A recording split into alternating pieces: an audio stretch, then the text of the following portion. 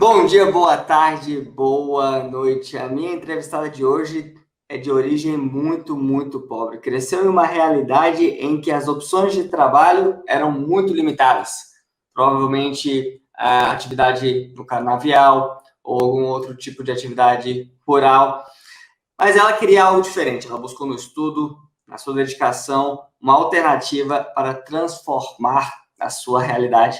E por um bom tempo viveu maus bocados. Chegou a dormir em uma estação de ônibus, uma parada de ônibus, durante meses, porque ela não tinha uma residência fixa para morar. Mas conseguiu estudar, ser aprovada em vários concursos públicos e se tornar magistrada. Hoje ela é juíza criminal na comarca de Lauro de Freitas, que é próxima de Salvador, na Bahia. Estou aqui com a Antônia Faleiros e antes de conversarmos aqui, eu quero pedir a você que assine nosso canal e ative as notificações para receber em primeira mão todos os vídeos que lançamos por aqui.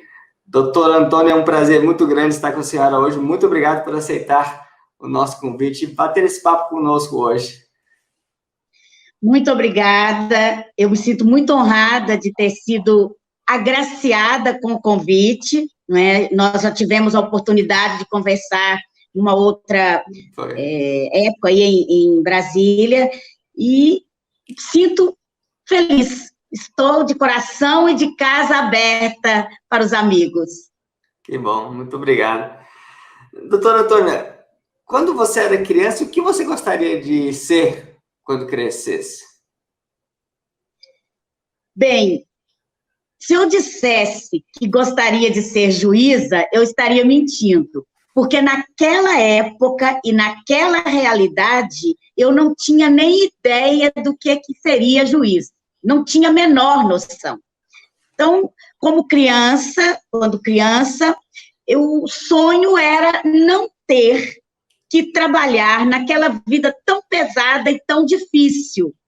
Então, isso eu sabia, que queria poder proporcionar à minha mãe ou aos meus irmãos um pouco mais de conforto.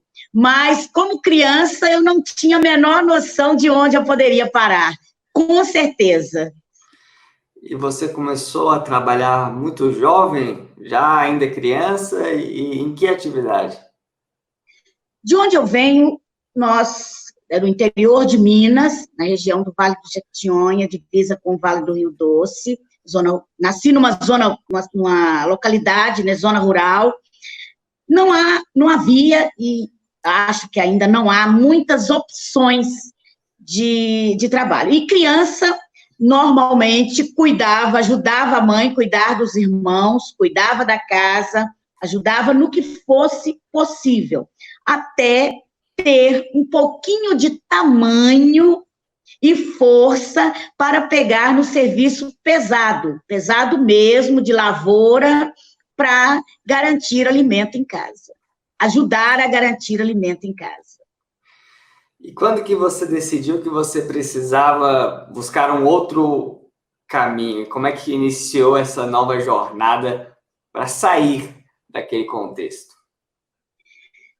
Sempre, eu preciso ser justa e para mim é até muito emocionante, sempre resgato a lição de minha mãe. A minha mãe, ela dizia, eu faço o que for preciso, passo as dificuldades que eu tiver que passar, mas meus filhos vão estudar. Então, ela sempre teve essa preocupação com os filhos. Mas, ao final do primeiro grau, na verdade, um pouco antes, ao final do que se chamava quarta série, né, que chamava ensino primário naquele tempo, que terminava na quarta série, depois passava para a quinta série.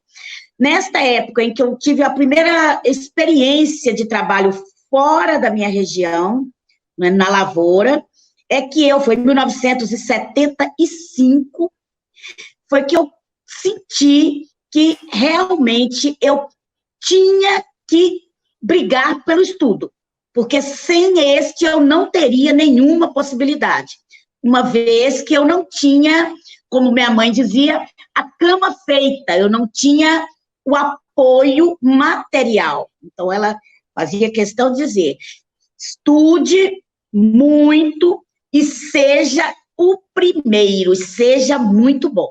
Porque quem tem a cama feita pode ser mais ou menos. Quem não tem, ou seja, quem não está apoiado, não tem um suporte material, tem que ser bom mesmo no que faz. E o que você esperava conseguir quando você saiu daquela realidade em busca de algo melhor na cidade grande, que na época foi Belo Horizonte? Ao chegar na cidade grande, né, Belo Horizonte, a minha perspectiva, o meu sonho, meu projeto era conseguir trabalhar em loja de departamento, vendedora, porque me parecia um serviço bonito, na sombra. Para quem trabalha em lavoura, trabalhar na sombra faz uma diferença muito grande, né? Um serviço bonito e me parecia confortável, era o máximo de glamour que eu podia vislumbrar, até porque, eu digo sempre, os nossos horizontes são limitados pelas nossas condições de vida, às vezes. Então, quando você não tem um conhecimento, hoje um pouco menos, isso acontece menos, porque os meios de comunicação, o acesso à informação é um pouco melhor e mais amplo, mas naquele tempo em que não havia televisão, rádio muito pouco, jornal, internet nem vê, então a gente não tinha perspectivas. Então, meu primeiro projeto foi tentar ser vendedora numa loja de departamentos, e fui rejeitada. Por que você foi rejeitada? Eu não tinha o perfil era a aparência, eu era muito, os dentes estragados, né, os dentes podres, cariados, e mal vestida, e aquela aparência não era compatível com a exigência da loja de departamentos. Então, aquele não era, me disseram, esse não é para você. E aí, qual foi o emprego que você conseguiu encontrar na cidade? O que me foi possível trabalhar como doméstica, né, e conseguir um trabalho de cuidar de casa para alguém, praticamente em troca da comida e do lugar para passar o dia. Foi uma época bem complicada, porque eu era bem jovenzinha, e aí houve uma dificuldade de eu morar na casa da patroa, né? E aí eu tive que me virar para eu não ter que voltar para a roça, para eu não ter que romper com todo aquele projeto, eu tive que me virar, e aí é onde você disse que você já adiantou, que eu passei um período dormindo na rua, especificamente na esquina de Tamoios com Rio de Janeiro, perto da igreja de São José, no lugar onde, à época, funcionava um posto da Telemig, em Belo Horizonte, Minas. E você era perto de uma parada de ônibus, não é isso? Sim, era um ponto de ônibus. Exato, porque a questão de ser um ponto de ônibus era uma espécie de garantia de segurança, porque era um lugar com grande movimentação. Então, a noite inteira. E naquela época, em 1980, as pessoas não tinham muitos telefones em casa, e o horário de ligação, quem é mais velho possivelmente vai se lembrar disso, as pessoas deixavam para fazer as ligações telefônicas nos postos telefônicos, no horário, se não me engano, de 10 às 6 da manhã, ou talvez 11 às 6, enfim, um horário bem no meio da noite. Então, era um posto muito movimentado. Com isso, dava para eu disfarçar, digamos assim, né? Fingir que estava esperando o ônibus, até para não ser abordada por seguranças ou por alguém que estivesse achando que eu fosse me estabelecer ali. E a sua patroa sabia dessa situação? Não, porque se ela soubesse, ela não me aceitaria como empregada, alguém morando na rua, né? E mais complicado é que minha mãe também não podia saber. E, nesse ponto, aquela dificuldade dos meios de comunicação acabaram agindo a meu favor, porque minha mãe também, eu conseguia escrever cartas para minha mãe, dizendo que estava trabalhando de doméstica na casa da dona fulana de tal. E para a dona fulana de tal, minha patroa, eu dizia, eu moro na casa de uns parentes lá pelos lados de Venda Nova, enfim, um bairro mais distante, e conseguia que ela, e ninguém perguntava também, não ficava bom. Eu chegava no horário certo, fazia as coisas certinhas, procurava não dar motivo para ninguém desconfiar de mim também. E como é que foi o ponto da virada em que você começou a engatar nos estudos, ou continuava estudando mesmo nessa situação toda? Como que abriu aí, se você se despertou pelo concurso e pelo estudo como um instrumento para mudar essa realidade tão difícil, né, de morar, dormir, mais ou menos dormir, né? Não sei nem como é que a senhora conseguia dormir. Sentar, né? Ficava sentado, fingindo, estava esperando um ônibus. Dormir um pouquinho no posto de ônibus. Sim. Na realidade, a gente costumava, à época, todo domingo comprava o jornal, no estado de Minas, para procurar emprego.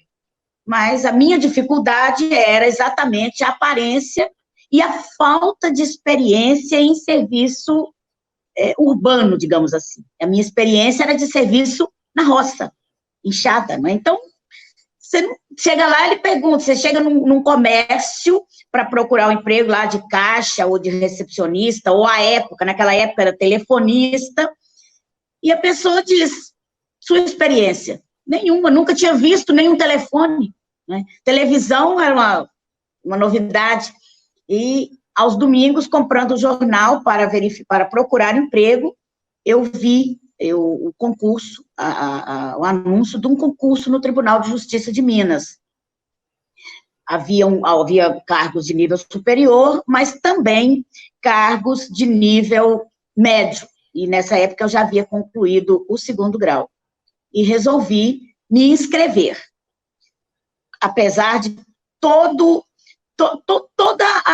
a informação e toda a influência das pessoas do entorno dizendo que isso era uma bobagem, que concurso no tribunal já tinha as pessoas, ele já havia os pré-selecionados, que esse negócio de concurso era muito difícil, isso não era coisa para mim, tentando desanimar.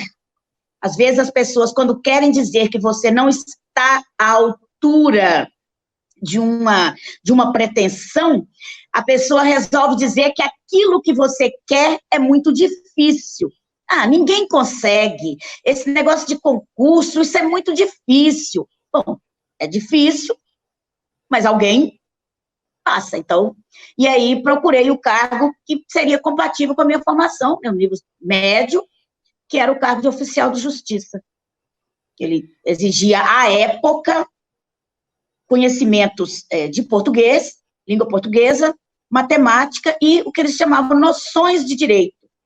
E aí, português, matemática, com nível médio, para mim era tranquilo, até porque eu tinha feito o curso sempre lembrando daquela lição da mamãe. Seja muito bom, invista em você, acredite e procure ser o melhor.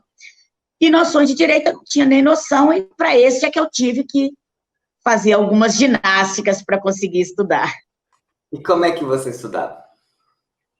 E para estudar noções de direito, eu procurei um cursinho, também no mesmo jornal onde eu li do concurso, aliás, o anúncio do concurso era exatamente uma propaganda de um cursinho preparatório.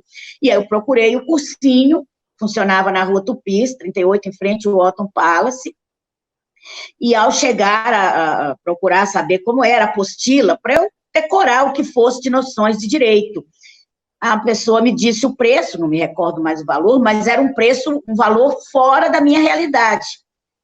Como se, por exemplo, ganhava menos de um salário com todas as despesas que eu tinha que fazer, aquilo era muito além mesmo, imaginando alguém que ganhe um salário, e com esse salário ele tem que pagar onde morar, o que comer, passagens, sem carteira, sem nada, né? E com esse valor ainda investir, pagar a apostila do cursinho, não tinha condição. Eu fiquei sentada olhando a moça preparando o material e observei que, à medida que ela ia passando as folhas no mimeógrafo, ela descartava algumas folhas. O mimeógrafo é uma forma de reprodução muito antiga, era usado uma espécie de uma esponja com álcool e a tinta, e eram feitas as impressões.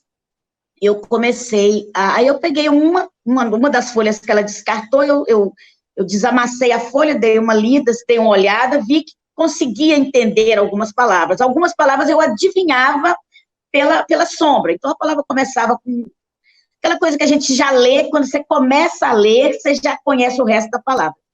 E peguei algumas folhas e levei para casa. Nos dias seguintes, eu sempre voltava perguntando de novo pelo cursinho, quanto custava.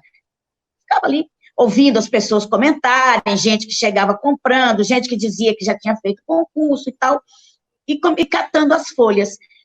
Eu sempre digo isso, não sei o nome dessa moça, nunca mais a vi, não sei quem é, mas eu desconfio, eu tenho quase certeza, que ela notou que eu estava indo catar as folhas no lixo, porque depois de um certo tempo, de uns 2 ou 3 dias, as folhas começaram a ser colocadas num lixo sem outros tipos de resíduos. Porque naquele tempo as pessoas fumavam em sala fechada, jogavam copinho de café, enfim. Então, as folhas que ela descartava do mimeógrafo, ela começou a jogar num lixo seco, só com as folhas. Então, eu tenho certeza que ela observou que eu estava catando essas folhas. E com essas folhas eu estudei e passei no primeiro concurso público.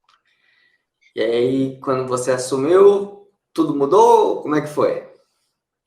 Sim, ao assumir é uma emoção, né? Mas aí é que é o mais gostoso da história, é que abre o seu horizonte, né? Ao assumir aquele cargo, você tem uma tranquilidade, passei a já não mais preocupar com o que comer, já podia ajudar meus pais, ajudar minha mãe, já podia ajudar os meus irmãos, né, nos estudos deles, e já comecei a vislumbrar outras oportunidades, outros horizontes. No momento que eu galguei aquele primeiro degrau, eu comecei a vislumbrar outras oportunidades, a vislumbrar um curso superior, a vislumbrar outras carreiras, outros concursos. Posteriormente, eu comecei a lecionar em cursinhos preparatórios, então isso acabou me dando uma tranquilidade, uma visão do mundo dos concursos. Consegui um emprego uma vez num cursinho preparatório para lecionar língua portuguesa. Como eu não tenho formação superior em letras, eu precisava alguma credencial para o dono do cursinho, e aí, a partir daí, eu passei a fazer um concurso por ano, com compromisso de gabaritar, né, de fechar a prova de língua portuguesa, para que o dono do cursinho, que por sinal é falecido, é um grande amigo, Maurício Trigueiro, o curso, inclusive, existe, ainda parece-me que ainda existe, para que ele pudesse ter uma credencial para mostrar para as pessoas quem era aquela professora de português. Mas isso depois do primeiro concurso. O primeiro concurso foi o respirar, sabe? Botar a cabeça para fora da água, tomar Finalmente ar. as coisas se ajeitaram, você viu novos horizontes, descobriu um novo mundo. No início você falou que nunca sonhou em ser juiz, até porque a realidade não permitia, talvez, um sonho tão grande para aquele contexto. Mas depois que você entrou, assumiu e começou a trabalhar no judiciário, você já pensou em ser juíza? Já iniciou a faculdade de Direito de imediato? Como é que foi essa construção rumo a essa profissão? Não, eu não pensei em ser juíza. Na verdade, fazer direito não era a minha primeira opção. Mesmo estando no tribunal, eu não me sentia atraída pela carreira jurídica. Eu imaginei que eu fosse seguir uma área que me era mais interessante, que é a área de exatas, engenharia e tal. Ocorre que uma grande crise econômica se abateu sobre o país naqueles idos de 1985, 86, por aí. Houve quebras, uns planos econômicos que não deram certo, e as empresas, as crises sempre têm essas nuances, e a engenharia deixou, naquele momento, de ser uma perspectiva de sobrevivência para mim. E, além disso, trabalhando no tribunal, tive contato com pessoas fantásticas da área jurídica, né, e inclusive os desembargadores, e o desembargador Walter Viado me entusiasmou muito a fazer um curso de Direito.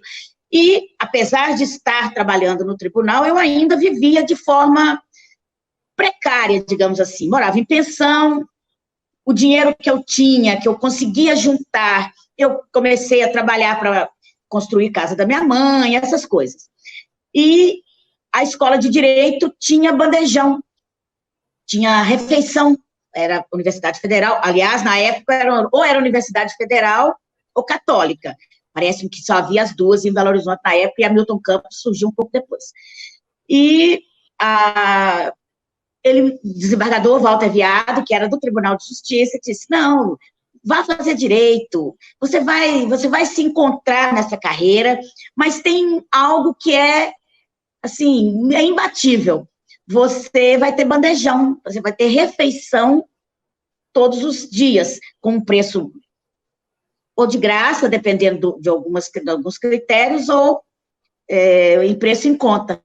E aí, fiz o vestibular, na época era um vestibular para a Universidade Federal, porque católica não era possível para mim, mesmo estando no tribunal, eu não tinha a menor condição de pagar a mensalidade, e fiz o curso de Direito, comecei a pensar em advogar e atuar em outras áreas, mas pela necessidade de ter uma segurança até para a minha sobrevivência e para a ajuda da família, concurso público sempre foi o meu foco. Eu sempre vi no concurso público uma porta de entrada para uma carreira de segurança do ponto de vista da sobrevivência e em que é possível fazer algo de útil também, e muito.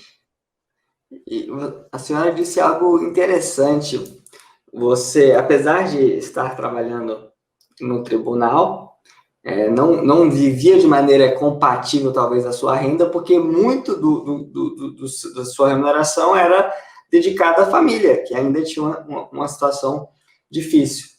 E, em razão disso, você continuava passando um aperto, e, por conta desse aperto, você fez a faculdade de Direito, por causa do bandejão, então, acaba que, às vezes, as dificuldades, elas nos obrigam a dar novos passos, que nos permitem ir além do que iríamos normalmente. Talvez, se você tivesse usando 100% do seu salário para você, às vezes a faculdade de Direito não seria tão interessante, pelo menos naquele momento, talvez mais à frente.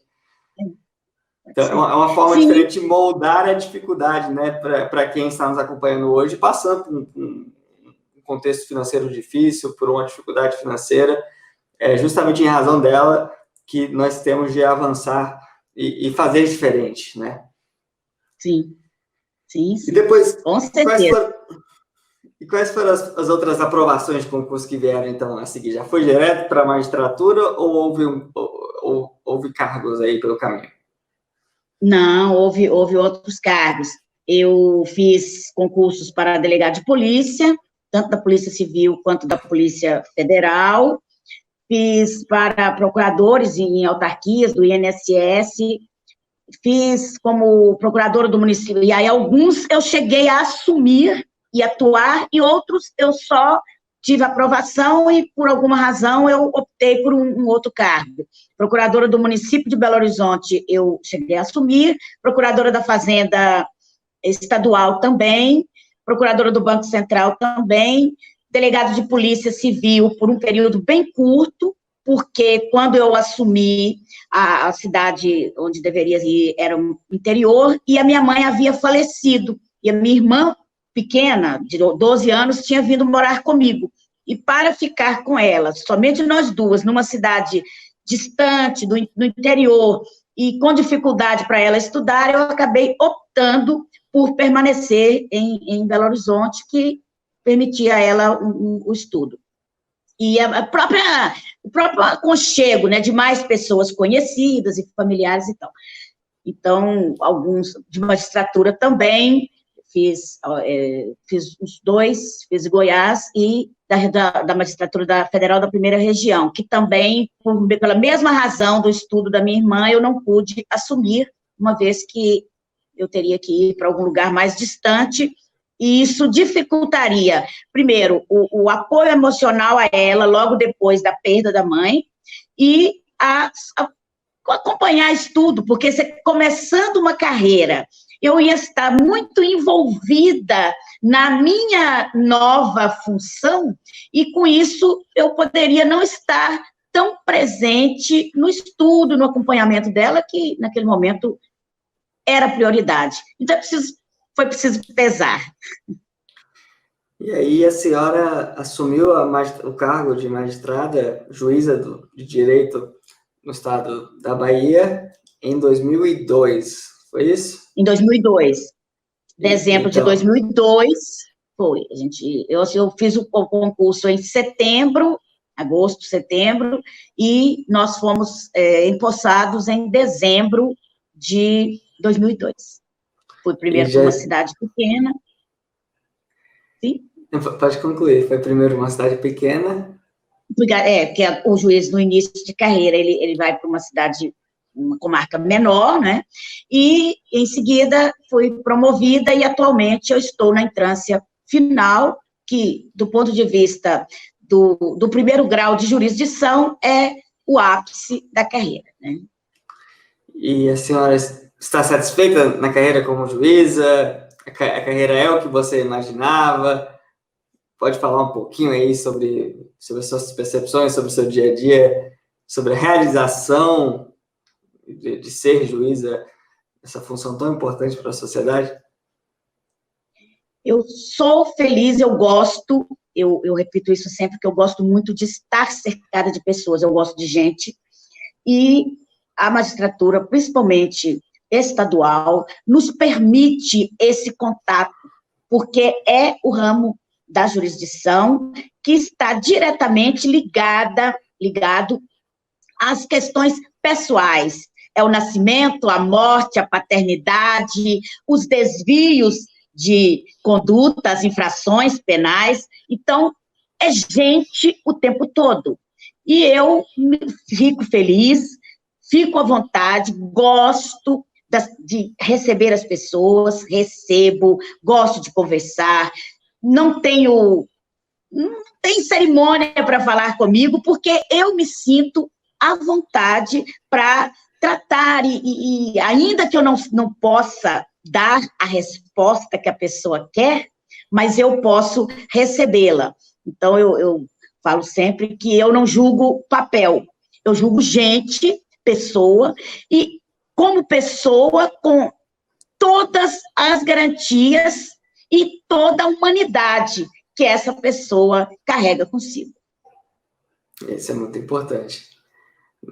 Os processos, na verdade, representam vidas ali que estão descritas em todos esses papéis, mas que representam, talvez, tudo para aquelas pessoas ali. Então, sim, parabéns pelo serviço que presta à sociedade, e com tanta dedicação, com tanto amor, com tanto carinho, esse exemplo como magistrada para todos os brasileiros. Doutora Antônia, como eu te disse, logo antes de começarmos a gravar, nós temos aqui um mote, que é o mote de ser imparável, no sentido de não desistir, de seguir em frente, de você iniciar algo e concluir, de você ser uma pessoa persistente, determinada, batalhadora, como a senhora foi, inclusive tendo de de vivenciar situações impensáveis, dormir em um ponto de ônibus, dificuldade alimentar, trabalhar na roça desde cedo. Qual dica, com base na sua experiência, na sua vivência, na sua sabedoria acumulada, de uma história tão bonita, você daria para quem nos acompanha hoje e está pensando em desistir, está pensando em parar, está desmotivado, está passando por um momento difícil? Bom, eu começo com a frase que eu gosto de dizer sempre, que todos nós não estudamos para ser alguém na vida. Nós estudamos porque nós somos alguém que sabe o que quer da vida. Então, você sabe o que quer da vida, a crise, a dificuldade, ela serve de incentivo, nada de desistir. Minha mãe, eu preciso voltar a lembrar dela, que era, não desista. Se você quer, você consegue. Se alguém conseguiu, você também consegue. E se ninguém conseguiu, você vai ser o primeiro, e pode ser o primeiro. As dificuldades vão acontecer, tem gente que vai tentar te derrubar, te desanimar, mas se nós confiamos em nós mesmos, não há ninguém. O nosso maior adversário somos nós mesmos. No momento que nós acreditamos no que estamos fazendo, no que queremos, que seja o que for, você é capaz. Ser imparável é fantástico. E não se comparar.